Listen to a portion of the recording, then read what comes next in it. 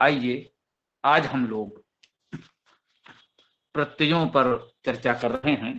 तो कल प्रत्यय के विषय में कुछ सामान्य सी चर्चा हम लोगों ने की थी, आज उसे कुछ पूर्ण करने का प्रयास करेंगे। प्रत्ययों को हम लोगों ने 5 भागों में विभाजित किया है। कृत प्रत्यय ये धातु के बाद जुड़कर उसे नाम अर्थात संज्ञा या विशेषण बनाते हैं।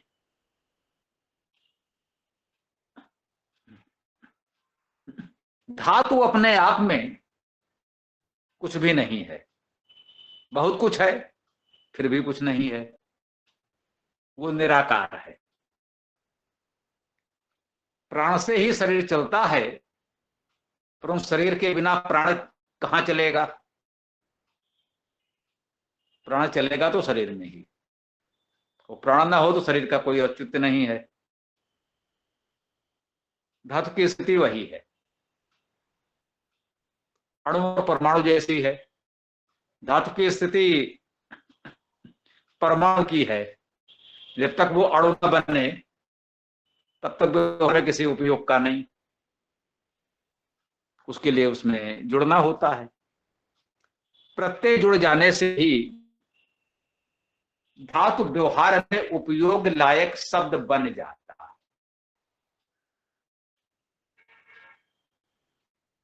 और एक ये भी जान लें कि धातु में अधिकांश, सभी नहीं, अधिकतर धातु में हलंत हैं, अर्थात अस्वर हैं, स्वर रहित हैं।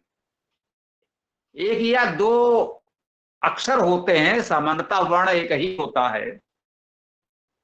जैसे गम धातु में एक ही वर्ण कहा जाएगा, गा आ मा। अक्षर तो 3 हो गए परंतु वर्ण एक ही हुआ। अब गम धातु में एक ही वर्ण है, पट धातु में भी यही स्थिति है। प आ ठा 3 अक्षर हैं, स्वर एक ही है आ। ये मध्य में आ स्वर है, इसी से पा और ठा दोनों का उच्चारण हो रहा है, एक स्वर के सहारे दोनों का। तो 3 अक्षर और एक वर्ण है। अब ये जो अस्वर वर्ण अंत में आता है, गम में मां, पट में ठा आदि, इसमें कुछ तो जुड़ेगा, चाहे छोटा सा आ जुड़ जाए, पठा गमा हो जाएगा तो भी वो व्यवहार में उपयोग में आ जाएगा। पठा पढ़ने वाला, अब पठ में जिसे हमने कहा कि एक छोटा सा आ जुड़ गया और फिर जो विसर्ग लगाया वो तो प्रथमा एक वचन का चिन्ह है, विभक्ति है। तो बात जुड़ेगी जब वाक्य में प्रयोग होगा। यदि वाक्य में प्रयोग ना भी करना हो तो प्रातिपदिक कहलाएगा, जब तक वो वाक्य में प्रयोग होने योग्य नहीं होता, उसमें कोई विभक्ति नहीं जुड़ती, तो प्रातिपदिक शब्द होता है। तो धातु को प्रातिपदिक शब्द बनाने के लिए भी उसमें कुछ ना कुछ प्रत्यय तो जुड़ेगा, चाहे छोटा सा आ ही जुड़ जाए। परंपरागत व्याकरण में इस आ जोड़ने को अनेक प्रत्ययों के नाम से आपको पढ़ाया जाएगा। उदाहरण के लिए घई प्रत्यय कहते हैं, इसमें भी अक्षर 3 है, वर्ण एक है, घा आ न्या, चाचा जाझा न्या वाला। इसमें जो स्वर आ छोटा सा बीच में है, वास्तविक प्रत्यय यही है। शेष तो अनुबंध है, एक अनुबंध पहले और एक अनुबंध बाद में। जो शब्द में जुड़ेगा वो केवल आ जुड़ेगा। तो प्रकार से एक सामान्य कक्षा हो जाए, फिर यदि लोगों की इच्छा हो तो कोई बात नहीं, प्रत्यय कोश लेकर बैठा जा सकता है। उस प्रकार से एक एक प्रत्यय पर चर्चा की जा सकती है, जिसके यदि आप लोगों के पास पर्याप्त समय होगा तो बाद में देखा जाएगा। अभी तो आज हम इस प्रत्यय के प्रकरण को चाहेंगे कि विराम दिया जाए। तो मूल रूप से समझ लीजिए कि जैसे कहा कृत प्रत्यय कि धातु में जुड़ जाएगा, जैसे कहा पठ में गम में आ भी जुड़ गया तो एक शब्द कुछ तो बनना। अन्य भी धातु हो सकती है। हाँ, जैसे कहीं या धातु है, ये आकारांत है, दीर्घ आ इसमें पहले से है, अब छोटा सा आ जुड़ेगा भी तो क्या करेगा, दोनों आ मिल करके फिर एक आ ही होंगे। तो बहुत सी धातुएं ऐसी भी हो सकती हैं जो कहीं कहीं आपको लगता है कि उसी रूप में प्रयोग हो गई। बहुत सी अस्वर धातुएं भी हैं जिन्हें हलंत भी कह सकते हैं, वे भी कहीं कहीं आपको किसी रूप में प्रयोग में दिख जाएंगे। ये वैसे ही है जैसे एक परमाणु का भी अणु हो जाता है, कुछ अणु ऐसे भी हैं जिसमें एक ही परमाणु होता है, तो वो अपने आप में अणु हो गया। धातुओं के साथ मान ले कुछ ना कुछ प्रत्यय जुड़ता है। अब इसको व्याकरणाचार्यों ने कहीं ना कहीं इस रूप में भी बता दिया है, भाई ये वाला प्रत्यय है, इस प्रकार से जुड़ा और उसके बाद इस नियम से इसका लोप हो गया, अंत में वो जो क्यों बचा। परंतु ऐसा सामान्यता आपको मिलेगा नहीं, भ्रमित न हो। प्रसंग आ गया, ध्यान में आ गया तो बता दिया कि मान लीजिए कहीं कोई चर्चा करे, कोई शब्द ऐसा आपको बताए, तो उसमें भी आप भ्रमित न हो, और बहुत ऐसे मिलेंगे नहीं, तो सामान्यता उसको बहुत जानने समझने के लिए भी बहुत चिंतित ना हो। तो पहला तो हो गया कृत प्रत्यय, मुख्य धातु है, उसमें कुछ जुड़ेगा तो वो, जैसे गम में आ बताया, अन जुड़ेगा तो गमन हो जाएगा, इसकी हम लोगों ने चर्चा की। तो ये अन जो जुड़ा इसे आप कृत प्रत्यय कह सकते हैं। अब इसके पश्चात है तद्धित या उड़ादि प्रत्यय। सामान्यतः हम लोगों ने पढ़ा था बचपन में, कृत प्रत्यय और तद्धित प्रत्यय ये दो मुख्य भेद बताए जाते हैं। ठीक, यूं कह लें कि सामान्यतः हो सकता है किसी के मन में प्रश्न आए कि भाई प्रत्यय कितने प्रकार के होते हैं, हमने तो सुना है 2 प्रकार के होते हैं। ठीक बात है, जो प्रत्यय के मुख्य 2 भेद कहे गए हैं वो कृत और तद्धित है, ये भी हम स्पष्ट कर दें। कृत प्रत्यय धातु में जुड़ करके उसको संज्ञा या सर्वनाम बना देंगे, उसके पश्चात आते हैं तद्धित प्रत्यय।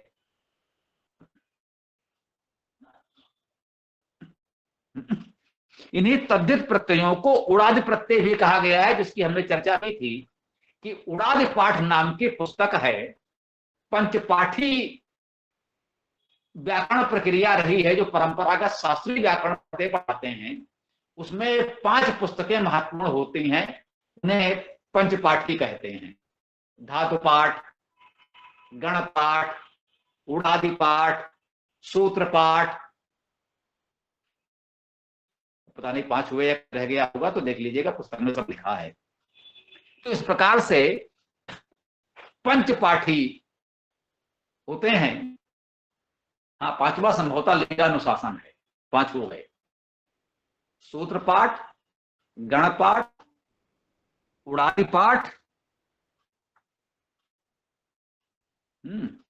सूत्र पाठ, गण पाठ, उड़ादि पाठ, और अभी का बताया था ये लिंग अनुशासन, धातु पाठ, और इस प्रकार से जो भी हैं आपके, इस प्रकार से ये पूरे हो जाते हैं।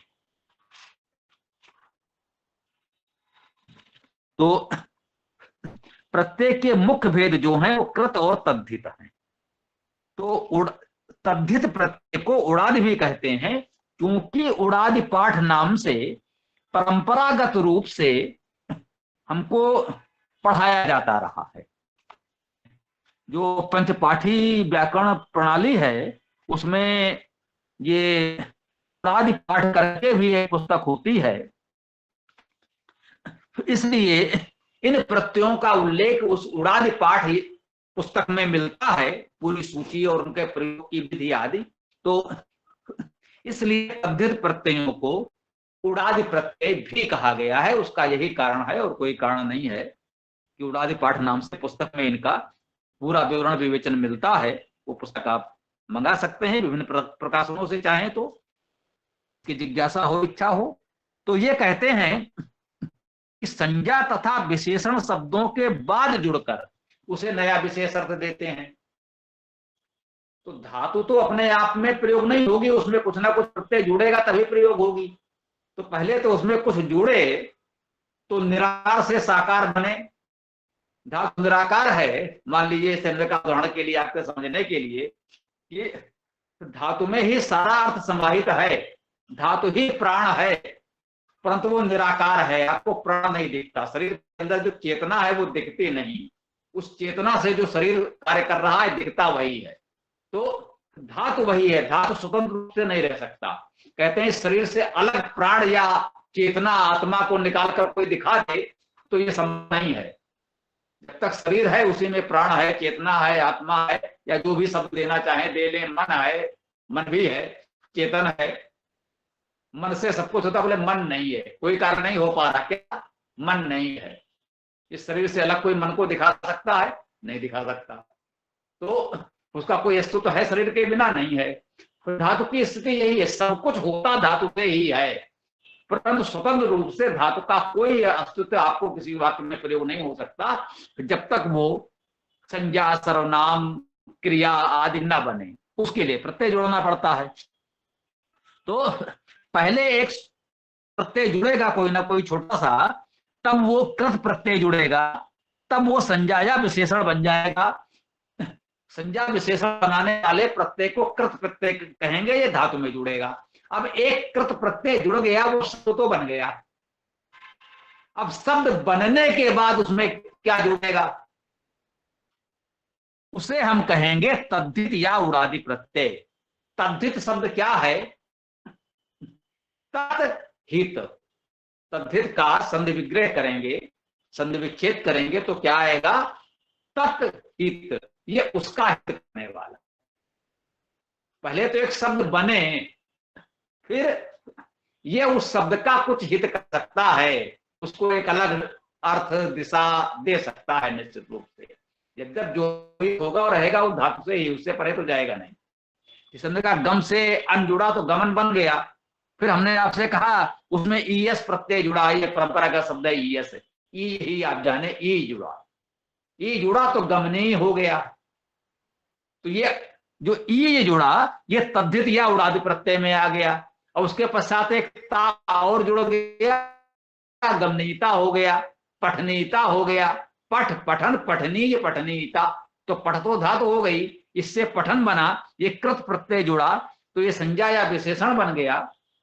पठन से प्रत्यय जुड़ा, उडादि प्रत्यय जुड़ा तो पठनी बन गया, वो पढ़ने योग्य हो गया।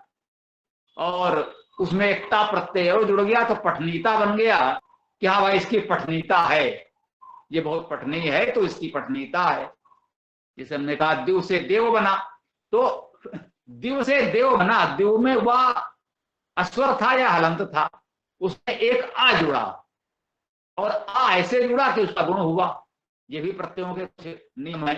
कहीं के प्रत्यय जुड़ा, दिव से देव बन गया, तो दिव से दिवा भी बन सकता था, बनता भी है। दिव से आ जुड़ने से दिव बन जाएगा। दिवे दिवे भी हम लोग कहते हैं, अब्बे के रूप में भी मान लेते हैं, और दिव धातु से ही बनता है दिवे, दिन। तो दिव शब्द भी प्रयोग होगा, दिवम, दिवम भी कहते हैं। दिव धातु में आ प्रत्यय जुड़ा तो दिव शब्द बन गया, संज्ञा बन गया, विशेषण बन गया, और उसमें विभक्त जुड़ी कर्म कारक द्वितीय विभक्त तो दिवम बन गया, दिवह बन गया, तो वो भी बन गया। अब एक ऐसा प्रत्यय जुड़ा जिसने उसमें गुण और कर दिया, दिव से देव बन गया।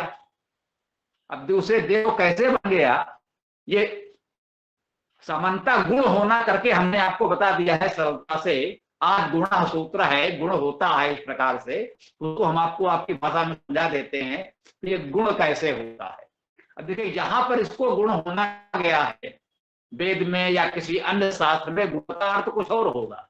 गणित में इतने गुण तो हो गया, इतने गुणा हो गया, गुण हो गया, तो उतनी बार आने का अर्थ गणित में देगा।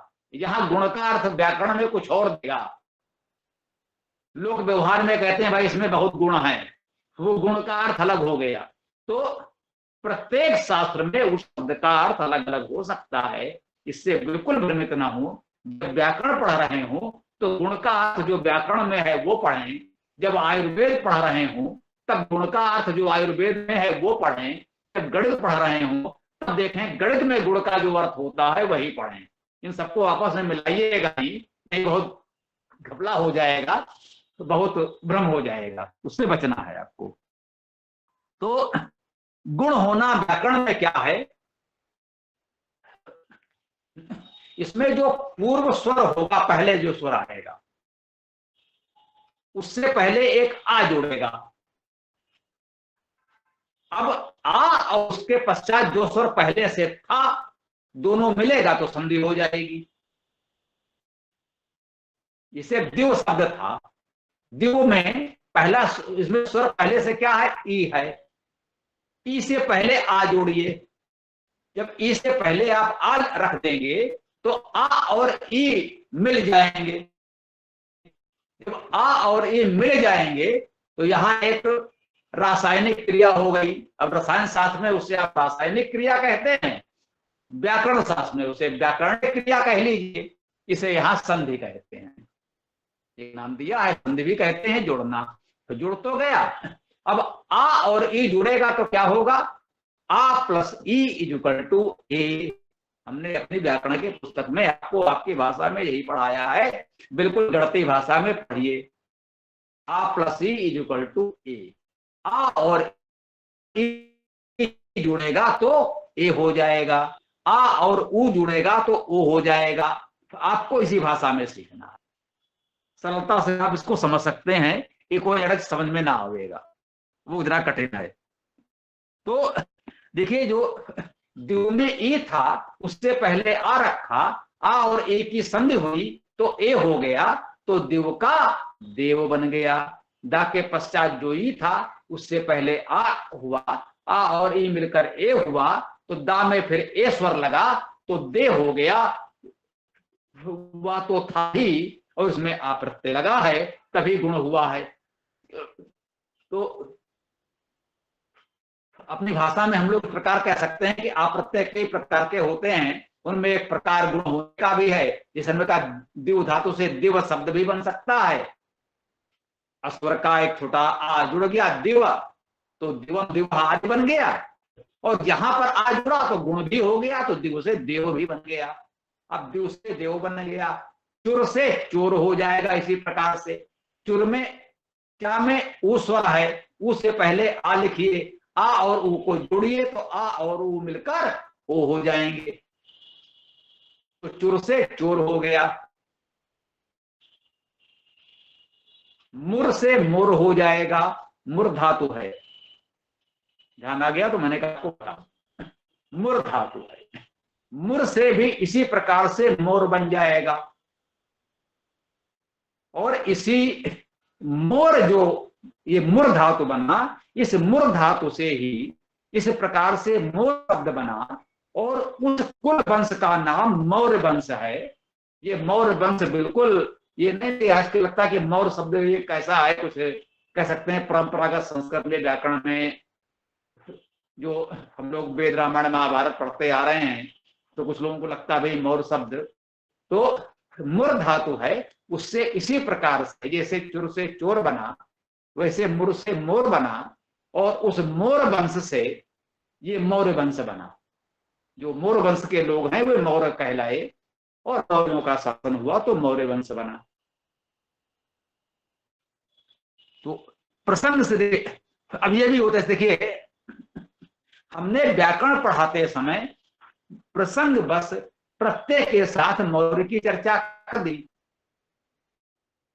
तो इस तरह से विभिन्न पुस्तकों में संदर्भ से कोई विषय आ सकता है इस तरह के शास्त्रों में। तो लोग इस आधार पर भी, हमने बहुत बड़ा शोध ग्रंथ देखा था, पाणिनि कालीन भारत, पाणिनि के व्याकरण को पढ़कर तो लोग भाषा व्याकरण सीखते हैं। एक विद्वान ने पाणिनि की व्याकरण की पुस्तकों पर शोध करके उस समय का समाज कैसा था, राजनीति कैसी थी, लोगों का रहन सहन कैसा, उस व्याकरण की पुस्तकों से खोज करके एक भारी भरकम शोध ग्रंथ तैयार किया। तो ऐसे ही यदि कहीं कुछ इस प्रकार के उल्लेख आए होंगे तो उन सबको संकलित करके उनका मंथन करके उन्होंने निकाला। तो इस प्रकार से भी विद्वान प्रयास करते हैं तो बहुत कुछ खोज लेते हैं। तो आइए, हम लोगों ने जाना कृत प्रत्यय और तद्धित प्रत्यय। से दिव बना, दिवम बना, देव भी बना। अब इसी देव में ता प्रत्यय बना तो ता प्रत्यय लगा तो देवता बन गया, ये तद्धित प्रत्यय हो गया। दिव और देव ये तो कृत प्रत्यय हुए, जब ता लगा देवता ये तद्धित प्रत्यय हो गया। देव से दैव भी बन जाता है, उसी प्रकार से देव का और गुण हुआ, एक और आया तो देव से दैव भी बन गया। तो ये सब तद्धित प्रत्यय होते हैं या उड़ादि प्रत्यय होते हैं। हमने चर्चा की थी कि उड़ादि बहुलम कहा गया है, ये उड़ादि प्रत्यय बहुत होते हैं। कुछ की तो पूरी पुस्तक लिख दी गई है, बोले पुस्तक में ना भी आया हो तो भी कहीं मिल जाए तो मान लेना वो भी होता है।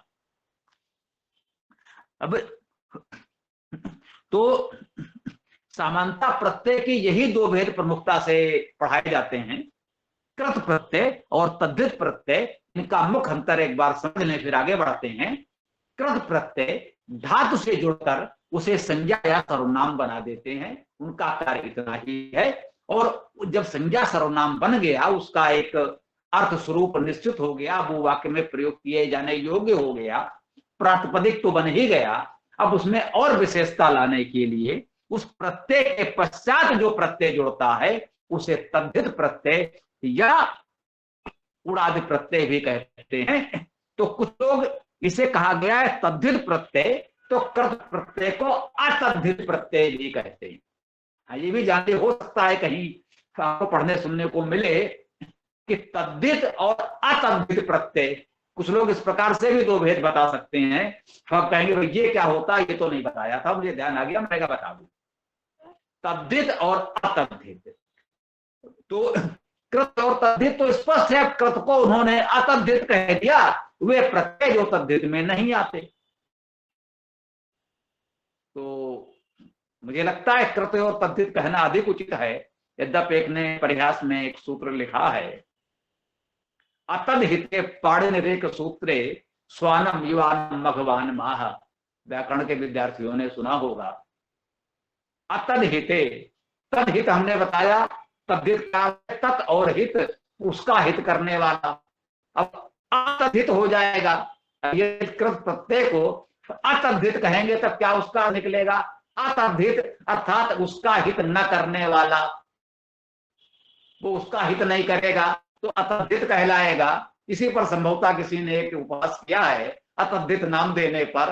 अतद्धिते पाणिन रेक सूत्रे स्वानम युवानम मघवान मा, बोले महर्षि पाणिन ने अपनी व्याकरण में एक ही सूत्र में अतद्धित लोगों को एकत्र किया, तो स्वानम युवानम मघवानम एक साथ कर दिया।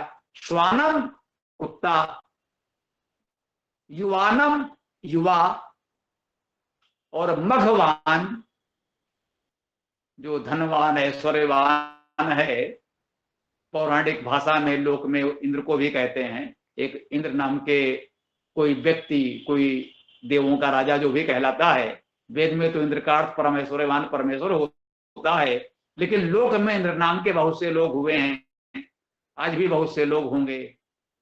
तो कोई एक इतिहास प्रसिद्ध देवों का कहा जाता है, इंद्र नाम के एक पद था, उस पद पर अनेक इंद्र बैठते थे। वो अलग विषय है, वो हमारा आज का विषय तो नहीं है। तो क्योंकि स्वान युवान मघवान सब में वान जुड़ रहा है, तो ये उन्होंने कहा ये वान जो है, उन्हें जैसे कहा कि एक प्रत्यय है जो सबके साथ जुड़ा, और व्याकरण के नियम से सबको उन्होंने एक साथ रख दिया कि इन सब पर व्याकरण का एक ही नियम लागू होता है। तो ये दो मुख्य प्रत्यय के विभाग हो गए, कृत और तद्धित। कृत को कुछ लोग अतद्धित भी कहते हैं, ये दपकृत कहना हमारी दृष्टि में उचित है। इसके पश्चात हमने लिखा है तीसरा विभाग प्रत्यय का, नामिक विभक्ति या सुप प्रत्यय। नामिक विभक्ति वो विभक्तियां जो नाम शब्दों में लगती हैं। नाम शब्दों से आशय संज्ञा विशेषण और सर्वनाम भी। तो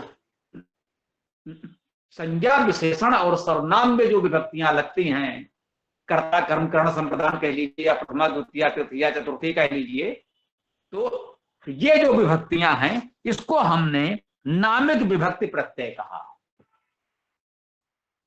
देखिए जब प्रातिपदिक बन गया, कृत प्रत्यय लग गया, उसके पश्चात उसमें तद्धित भी जुड़ जाए तो ठीक, न जुड़े तो कोई बात नहीं, वो प्रातिपदिक शब्द बन गया। अब उसके पश्चात विभक्ति प्रत्यय लग सकते, विभक्ति लग सकती है, विभक्ति लगेगी तभी वाक्य में प्रयोग होगा, पद बन जाएगा। तो चूंकि उसके पश्चात लगा तो हुआ तो वह भी प्रत्यय ही ना, चाहे तो तद्धित प्रत्यय में आप नामित प्रत्यय को भी गिन सकते हैं। एक प्रकार से कृत के पश्चात तद्धित प्रत्यय लगा और चूंकि नामित विभक्त प्रत्यय भी उसके बाद ही लग रहे हैं, तो आप इसको भी चाहे तो तद्धित प्रत्यय में मान लें, कोई माने या ना माने, हम इसे अलग से भी पढ़ सकते हैं क्योंकि विभक्तियों की एक अलग भूमिका है। कोई कह सकता है कि तद्धित प्रत्यय में हम इसको गिनेंगे, कोई आचार्य विद्वान कह सकता है नहीं, विभक्तियों को तो अलग ही रखो, इसको प्रत्यय में न गिनो, तद्धित प्रत्यय में न गिनो। तो ये महत्वपूर्ण नहीं, महत्वपूर्ण भाषा सीखने के लिए यह है कि आपको कृत और तद्धित प्रत्यय भी जानने हैं और जानने विभक्तियां भी हैं, उसे चाहे इस रूप में जाने या उस रूप में जाने। तो हमने जाना नामी विभक्त प्रत्यय वो हैं, एक प्रकार से ये कारक विभक्तियां हैं, जो 7 विभक्तियां प्रथमा द्वितीया सप्तमी तक 7 विभक्तियों में और तीनों वचनों में, एक वचन द्विवचन बहुवचन में होती हैं, जिसको व्याकरण में पाणिनि ने कहा ऐसे सु औ जस प्रथमा। सु का अर्थ वहां विसर्ग से है, हमने आपको बताया था, और जुड़ता है जैसे देवा देवो, और जुड़ गया देव में तो देवो हो गया। सु और जस, अब जस में जा तो निकल जाएगा अनुबंध में, अस बचेगा, सा का विसर्ग होगा, आ तो देवाह हो जाएगा। तो सु और जस अर्थात वही विसर्ग के स्थान पर सा आ रहा है। इस संदर्भ में हमने आपको इसकी चर्चा की थी। सु और जस इति प्रथमा, अम और सस द्वितीया। इस प्रकार से उन्होंने 7 विभक्तियों के प्रत्यय लिख दिए हैं। अब वो ठीक है, सु और जस अम और सस से आपकी समझ में आए ना आए, तो हमने इसमें वो विभक्तियों को बहुत सरल रूप में आपके समझ में आने योग्य लिया है। उसकी चर्चा भी करेंगे, पढ़ेंगे, आप पढ़ करके भी पूछ सकते हैं। के पश्चात चतुर्थ विभाग हमने कहा है आख्यातिक विभक्ति प्रत्यय। आख्यातिक अर्थात क्रिया, जो क्रियाओं में विभक्तियां लगती हैं उन्हें हम आख्यातिक विभक्ति कहते हैं। जैसे पठ धातु में अति जुड़ा तो पठ बन गया। अब ये भी कह सकते हैं कि आख्यातिक विभक्तियां सामान्यतः सीधे धातु से जुड़ रही हैं और उनको क्रिया रूप दे रही हैं, तो आप चाहे इन्हें कृत प्रत्यय में गिन लें, चाहे तो आख्यातिक विभक्ति प्रत्यय अलग से माने। इस पर हमको कभी कोई वाद विवाद नहीं करना चाहिए कि इसको ऐसे माने या वैसे माने। वो बात कहने का, समझाने का तरीका प्रत्येक आचार्य, अध्यापक, शिक्षक व्यक्ति का अलग अलग हो सकता है। कुल मिलाकर जो उद्देश्य है वो समझ में आना चाहिए कि आपको भाषा सीखने में कैसे सरलता हो। तो आख्यातिक विभक्ति प्रत्यय होते हैं।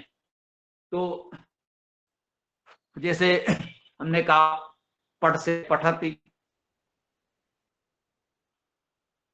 आदि रूप बनते हैं, पठत पढ़ता पठंती आदि रूप सुने, तो ये सब क्रिया विभक्तियां हैं। तो आख्यातिक विभक्तियां हैं, इनमें पुरुष और वचन लकार के अनुसार होता है।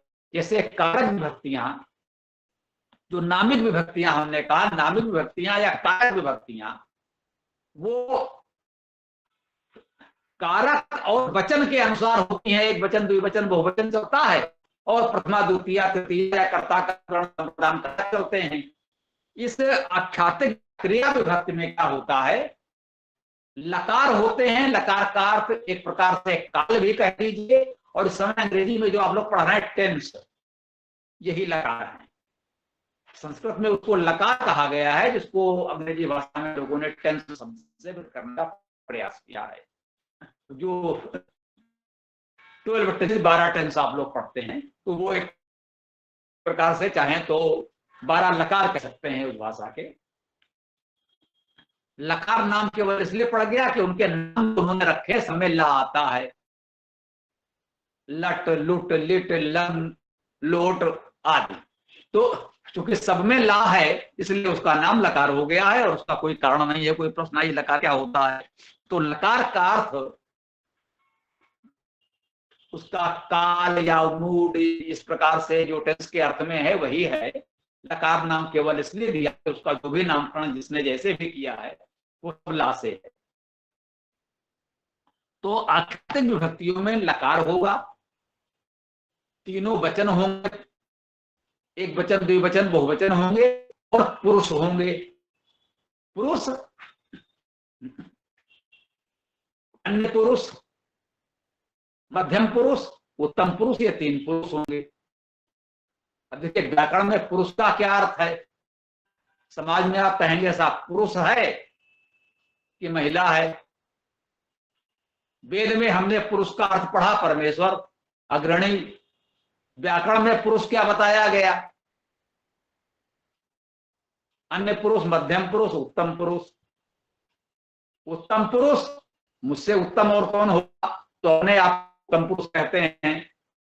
मध्यम कौन है जो हमारी बात सुने, सबसे उत्तम तो हम, तो अपने आप को उत्तम पुरुष कहते हैं। ये भी समझने में सरलता होगी। अपने से उत्तम कोई किसी को नहीं मानता, हर कोई अपने आप को सबसे उत्तम मानता है, इसलिए अपने आप को उत्तम पुरुष कहा जाता है।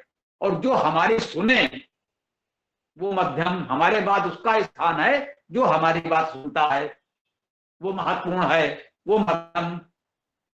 अब हमारे और तुम्हारे अलावा जो बच गए वो सब अन्य पुरुष। इनको समझना भी इस रूप में सरल हो गया। तो उसमें पुरुष वचन लकार के दृष्टि से ये आखातिक विभक्ति प्रत्यय होते हैं। और पांचवा भेद प्रत्यय का हमने लिखा है लिंग प्रत्यय। ये किसी शब्द के साथ जुड़ेंगे तो उसका स्त्रीलिंग, पुल्लिंग, नपुंसक लिंग आदि तय कर देंगे। नद पुल्लिंग, नदी स्त्रीलिंग, बालक पुल्लिंग, बालिका स्त्रीलिंग, देव पुल्लिंग, देवी स्त्रीलिंग। तो वो प्रत्यय जिसने पुल्लिंग को स्त्रीलिंग बनाया उसे लिंग प्रत्यय कह सकते हैं। और मुझे लगता है कि समय तो बहुत हो गया, अब इस चर्चा को यहाँ